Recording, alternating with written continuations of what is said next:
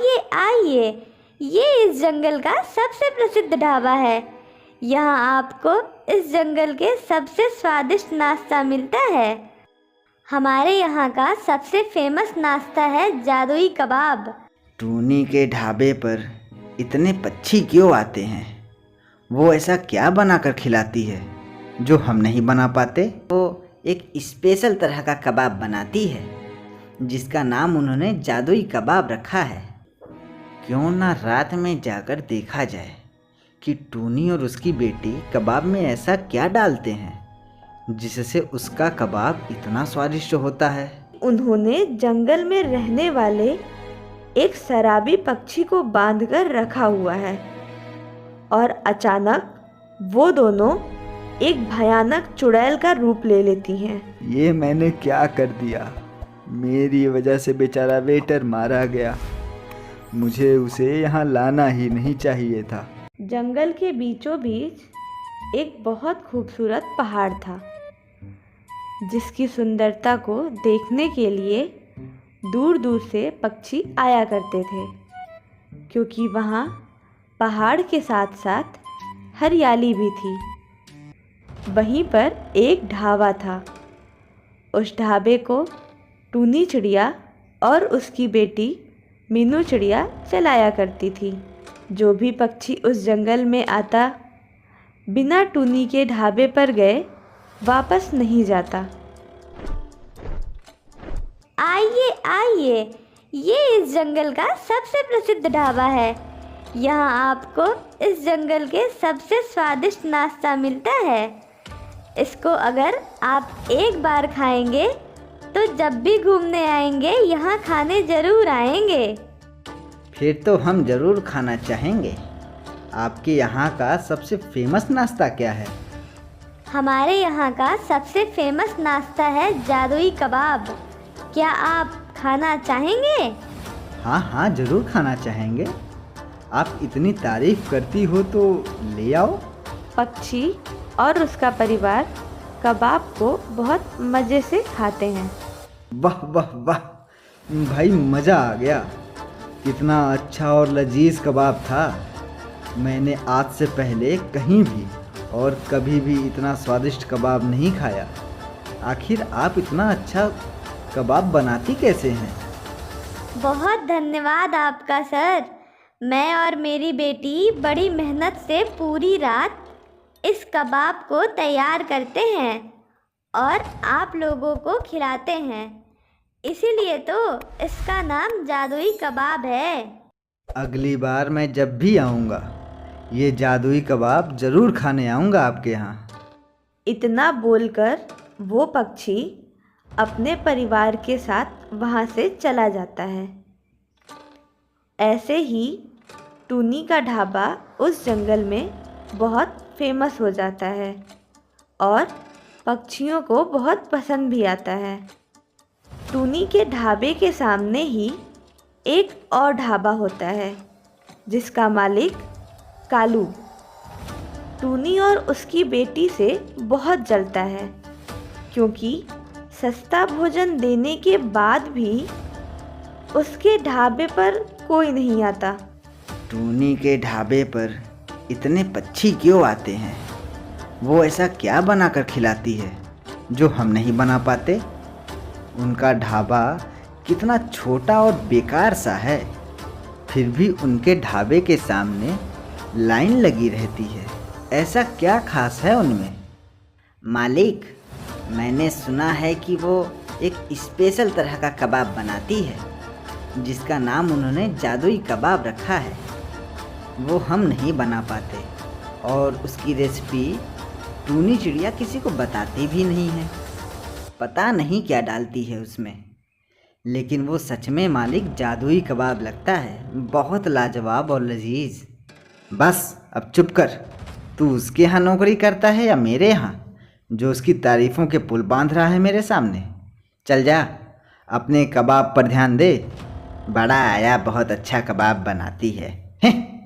लेकिन कालू के दिमाग में टूनी की रेसिपी का पता लगाने का विचार आता है और वो सोचता है कि क्यों ना रात में जाकर देखा जाए कि टूनी और उसकी बेटी कबाब में ऐसा क्या डालते हैं जिससे उसका कबाब इतना स्वादिष्ट होता है।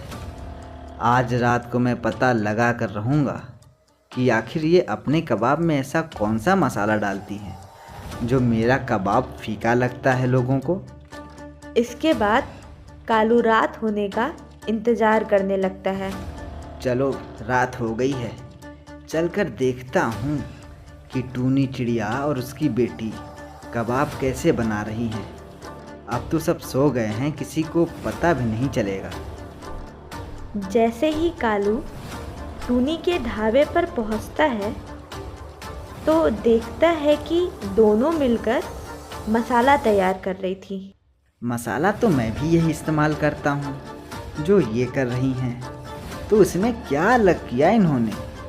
देखता हूँ किसका गोश्त बनाती हैं ये। तभी बहुत तेज आवाज़ के साथ टूनी और उसकी बेटी दूसरे कमरे की ओर चल पड़ते हैं। कालू उनकी दूसरी खिड़की पर जाकर देखता है कि उन्होंने जंगल में रहने वाले एक शराबी पक्षी को बांधकर रखा हुआ है और अचानक वो दोनों एक भयानक चुड़ैल का रूप ले लेती हैं। तुझे मरने की ज़्यादा जल्दी है ना, इसीलिए तो इतना शोर मचा रहा है। रुक, अभी बताते हैं तुझे। हे भगवान, इतनी भयानक चुड़ैल कौन है और टूनी और उसकी बेटी कहाँ गायब हो गई। तभी टूनी और उसकी बेटी उस शराबी को मार डालते हैं और उसका खून पीने लगती हैं। अब आई ना राहत। हाँ माँ, अब बाकी का काम और फुर्ती से कर पाएंगे हम दोनों, वरना तो मसाला तैयार करते करते मेरा तो खुद का मसाला निकल रहा था। अरे ये दोनों तो चुड़ैल हैं, उन्होंने उसे मार डाला। कालू ये नज़ारा देखकर चौंक जाता है और उसके पैर लड़खड़ाने लगते हैं। फिर किसी तरह खुद को संभालता है और वहीं सावधानी से छुपकर देखता है। माँ, चलो इसका गोश्त निकालकर मसाले में मिला देते हैं, फिर से कबाब बनाना होगा ना। हाँ बेटी, चलो, तभी तो कल लोग खाएंगे टेस्टी टेस्टी कबाब। अच्छा, तो इसको ये जादुई नाश्ता बोलती हैं। पक्षियों के मांस से बना कबाब पक्षियों को ही खाने के लिए देती हैं ये। मुझे ये सब लोगों को बताना होगा और तभी उन्होंने शराबी को चुना होगा, क्योंकि उसके बारे में कोई पूछेगा नहीं। इसीलिए चुपके चुपके अपना काम करती रहेंगी। ऐसे तो ना जाने इन्होंने कितने पक्षियों को मारा होगा। मुझे यहाँ आने वाले लोगों को सावधान करना होगा। इतना बोलकर कालू अपने घर वापस आकर सोचने लगता है। हे भगवान, बेचारे पक्षियों को तो पता भी नहीं होगा कि इनका जादुई नाश्ता क्या है जो पक्षियों को मार के बनता है। पक्षी तो बेचारे ऐसे ही खा लेते हैं बिना सोचे समझे। क्या करूं? चलो मैं अपने वेटर को ही बताता हूँ इसके बारे में, शायद हम दोनों ही कुछ कर पाएं। कालू अपने वेटर से बात करता है। तुम्हें पता है टूनी और उसकी बेटी चुड़ैल हैं और वो जादुई नाश्ता कुछ और नहीं बल्कि पक्षियों के मांस से बनाते हैं, तभी तो पक्षियों को इतना टेस्टी लगता है। सेठ जी, आप पागल हो गए हैं क्या? कुछ भी बोल रहे हो। आपने ज़रूर कोई सपना देखा होगा, क्योंकि यदि पक्षी मरते तो क्या बाकी पक्षियों को पता नहीं चलता क्या? अरे मैं देख कर आया हूँ अभी। वो उन्हीं पक्षियों का शिकार करती हैं जिनकी खोज खबर लेने वाला कोई नहीं होता। मेरी बात मानो, हमें पक्षियों की जान बचानी होगी और सबको सावधान करना होगा। सेठ जी, यदि ऐसा है तो एक बार मुझे भी लेकर चलिए, मैं भी तो देखूं। ठीक है, चलकर अपनी आँखों से देख ले उन खतरनाक चुड़ैलों को। अगली रात को कालू अपने वेटर को लेकर चुड़ैलों के घर जाता है। पर इस बार चुड़ैलों को पता चल जाता है कि कोई उन्हें चुपके से देख रहा है, तो दोनों काम करने का नाटक करती हैं। बेटी, तू मसाला तैयार कर, तब तक मैं बाहर से गोश्त लेकर आती हूँ। ठीक है माँ, आप जाइए। तू यहाँ खड़ा होकर देख और बाद में मुझे मिल, क्योंकि यदि हम साथ रहे और पकड़े गए तो हम एक दूसरे की मदद नहीं कर पाएंगे। जी ठीक है, मैं यहीं रहता हूँ। और वेटर उनको वहाँ से देखने लगता है, लेकिन टूनी को वेटर की आहट से पता लग जाता है कि उसके घर के पास कोई है, और वो चुपके से वेटर के पीछे भयानक चुड़ैल के रूप में पहुंच जाती है। और वेटर को इस बात की भनक भी नहीं लगती। सेठ जी भी ना पागलों जैसी बात करते हैं। कहाँ है कोई चुड़ैल? टोनी की बेटी तो अभी मसाला ही बना रही है, लेकिन गोश्त तो दिख नहीं रहा, ना कोई आदमी दिख रहा है। ये तो लड़की है, चुड़ैल कहाँ है? गोश्त तो अब मिला है ना मुझे, तो तुझे पहले कैसे दिखाई देगा? मुझे माफ़ कर दो, मैं तो सेठ जी के कहने पर यहाँ आया था। मुझे माफ़ कर दो चुड़ैल, मुझे नहीं पता था कि तुम लोग क्या करती हो, और मुझे इससे कोई मतलब भी नहीं है। चुड़ैल उसकी पूरी बात भी नहीं सुनती, बल्कि उसे मारकर अंदर ले जाती है। यही था जो हमें देख रहा था, आज इसी का कबाब बनाएंगे। ये सब कालू दूसरी खिड़की से देख रहा था, और उसने ये सब फ़ोन में रिकॉर्ड कर लिया। ये मैंने क्या कर दिया?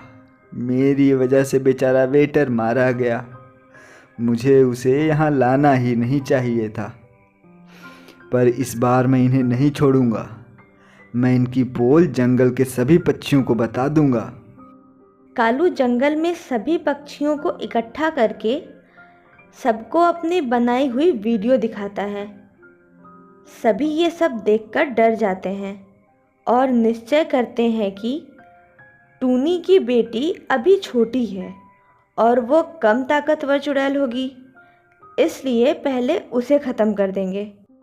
एक रात को टूनी की बेटी जंगल से वापस घर आ रही थी, तभी सभी पक्षी मिलकर उसके ऊपर आग फेंक देते हैं, लेकिन उसे बचाने के लिए टूनी भी आग में कूद जाती है और दोनों चुड़ैल आग में जलकर ख़त्म हो जाते हैं।